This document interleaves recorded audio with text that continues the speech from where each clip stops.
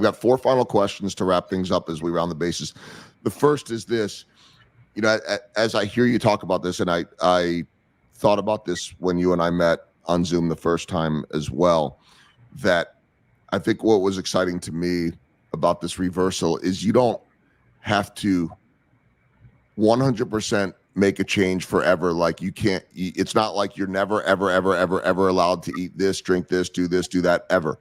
Right. You have to weigh those responsibilities. And then I think almost like someone with diabetes understand that if you do this, it's going to affect me that way. So you are in control.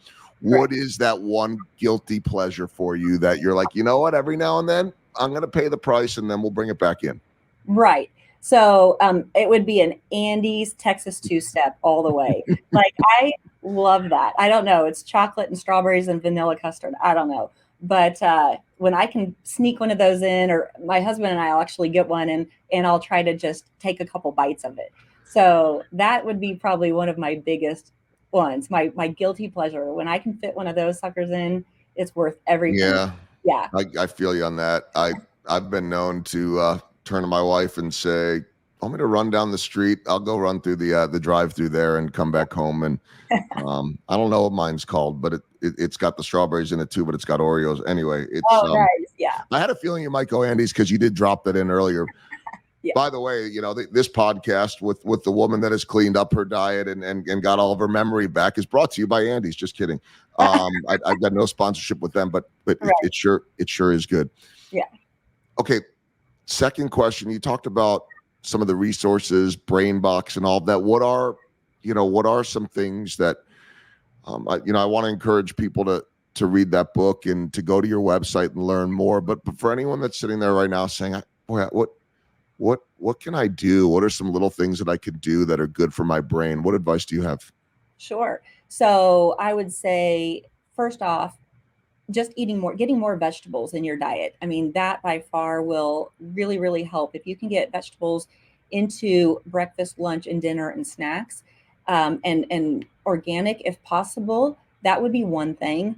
The next thing would be getting 8 hours of really good quality sleep. That sounds easy to do, but again, there's a lot of people who do not get good sleep, and that is detrimental to your brain for sure. And the third thing is exercise, and not just, taking a leisurely walk is great for you. Don't get me wrong, but you want to get to some type of aerobic activity where that blood is just pumping through the brain a little bit. So you get that heart rate up. I call it clearing out the cobwebs, but really just working up a little bit of a sweat and getting your brain full of blood pumping through it. That really is super helpful for you. All right. Third question, as we round the bases. I was thinking about this a little bit too. I mean, you have a background in physical education and health and all of that. And so I almost feel like you are wired for this, once you knew like that this is a little bit of who you are. That's a harder thing for people to do that don't move as much. But I was thinking about my very close friend, a woman by the name of Sarah with ALS, and she, her life expectancy was 5 years. She's already on a number 6. And, she was a bodybuilder before her diagnosis. She was a police officer. And so there's something very strong about moving and being healthy that helps, right? And I'm wondering how much you've thought about that, and even just the littlest things. We talk about the little things, how they can matter. They absolutely can. I mean, if just getting out and walking around your block, that's all you can get in for the day. It doesn't have to be an hour session at the gym. And as I get older, I'm learning more and more that just even 10 minutes of walking or exercise is better than nothing. So something is always better than nothing for sure. And I think I love to exercise, and I know there's tons of people that is not the case, but it's really finding something that you really like to do and that you're going to continue to do over time, whether that's golfing, tennis, pickleball, whatever it is that you love to, swimming, whatever it is you love to do.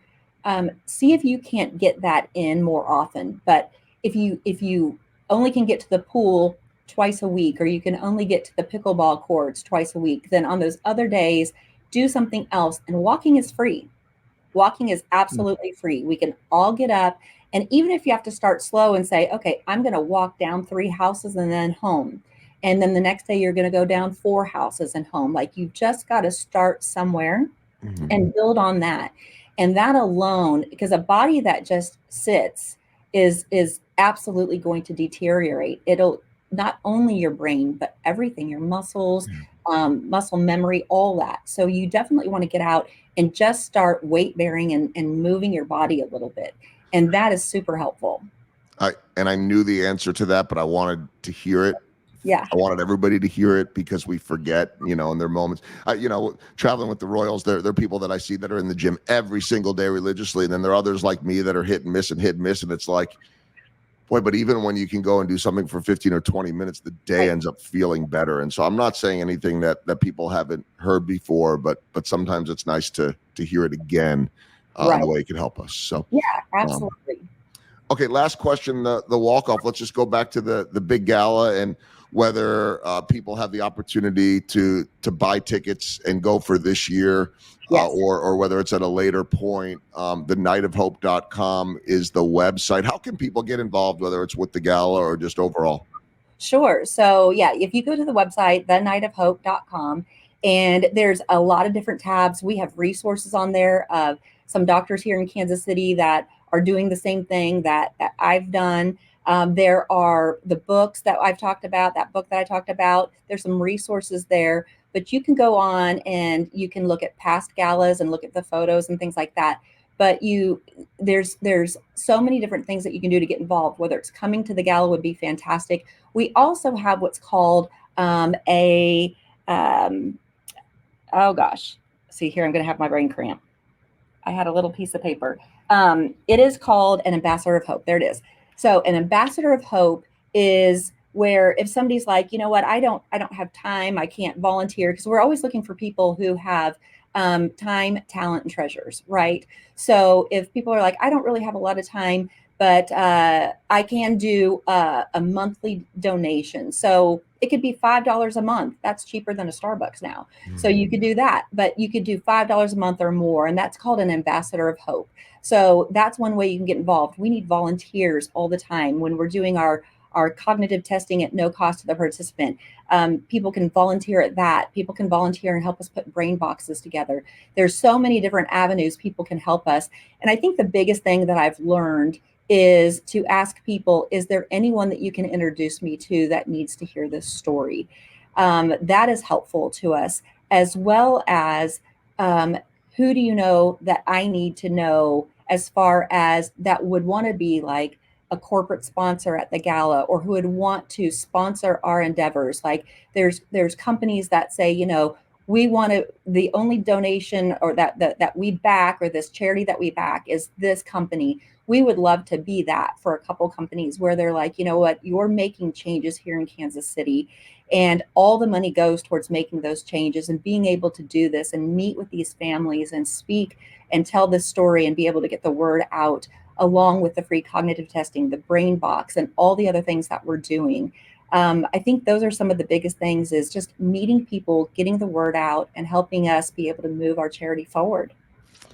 I love it. For anyone that wants to get involved, a Night of Hope, thenightofhope.com, thenightofhope.com. And, for any of you executives out there listening with bigger companies, or companies that help with sponsorship and do these events, there's a contact tab right at the end there. Contact, click that, click donate.